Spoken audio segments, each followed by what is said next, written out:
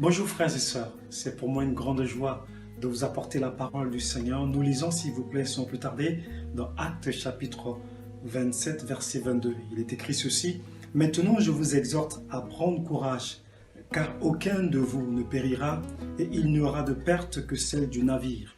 Un ange du Dieu à qui j'appartiens et que je sais m'est apparu cette nuit et m'a dit: Paul, ne crains point, il faut que tu comparaisses devant César. Et voici, Dieu t'a donné tous ceux qui naviguent avec toi.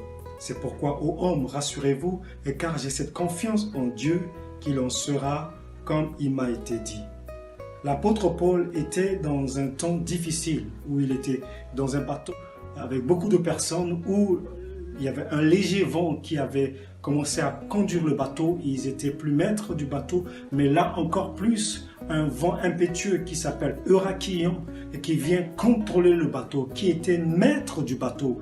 Et c'est dans ce contexte-là qu'il nous écrit pour fortifier notre foi ce matin.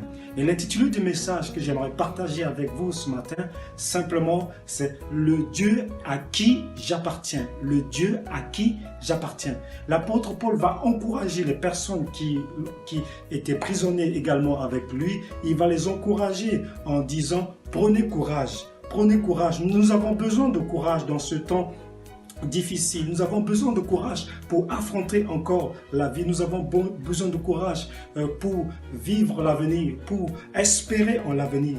La Bible dit ceci, simplement, la Bible dit ceci: je vous ai dit ces choses afin que vous ayez la paix. C'est Jésus-Christ qui le dit dans Jean chapitre 16, verset 33. Je vous ai dit ces choses afin que vous ayez la paix en moi. Vous aurez des tribulations dans le monde, mais prenez courage, j'ai vaincu le monde.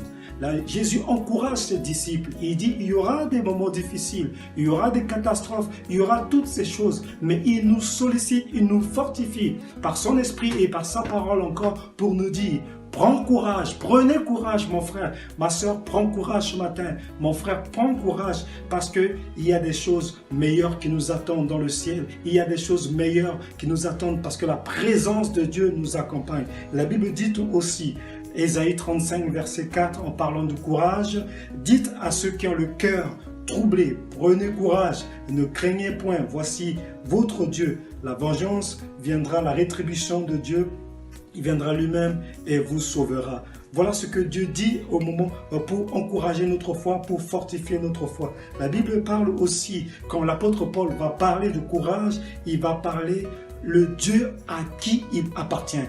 Mon frère, ma soeur, nous appartenons à un Dieu tout-puissant. La Bible dit de Abraham, quand Dieu va se révéler à Abraham, il dit: je suis le Dieu tout-puissant, c'est-à-dire le Dieu tout-suffisant, le Dieu qui est le maître des circonstances et des temps, le Dieu qui maîtrise la tempête de vos vies, les inquiétudes, le Dieu qui maîtrise le Covid, le Dieu qui maîtrise toutes sortes de maladies, le Dieu qui maîtrise le coronavirus, le Dieu qui maîtrise tout ce qui veut nous dépasser, parce que l'apôtre Paul était dépassé. Ils étaient plus maîtres de les circonstances de leur bateau, de cette tempête. Mais le Dieu en qui il appartenait était maître. J'aimerais nous dire ce matin que Dieu est au contrôle. Ne vous inquiétez pas, ne vous angoissez pas. Notre Dieu est toujours au contrôle. Il est assis sur son trône. Rien ne peut l'ébranler. La Bible dit aussi, Dieu va envoyer un ange pour encourager l'apôtre Paul. On lui dit: ne crains pas. Peut-être que dans ce temps où peut-être que la crainte, la peur, l'angoisse est là, j'aimerais nous dire: ne crains rien. La Bible dit, Jésus a dit à Jairus: ne crains rien, ne crains rien. Pourquoi? Parce que la crainte paralyse la foi, amène l'angoisse, amène la peur. On n'arrive pas à affronter les choses. Mais Jésus dit à Jairus: ne crains rien, ne crains rien, ne crains rien. Plusieurs fois il est écrit, la Bible parle de la crainte: ne crains rien, ne crains rien. Et ce matin, le Seigneur vous dit: ne crains rien. La Bible dit aussi également: gardez confiance. Paul avait confiance en Dieu, en la parole de Dieu. Quand l'ange lui a parlé, cette parole a fortifié sa foi. Il est important pour nous de garder la foi dans ce temps difficile, de garder la parole de Dieu, parce que la foi nous fortifie, nous encourage à voir ce que Dieu est en train de faire, à voir ce que Dieu est en train d'agir d'une manière surnaturelle pour secourir ses enfants.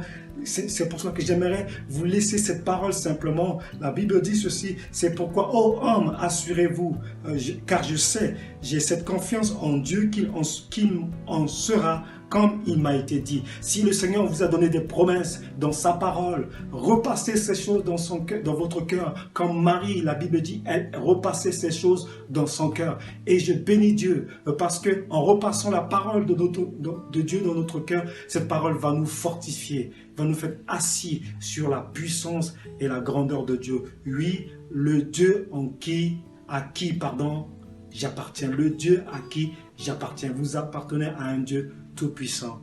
Amen.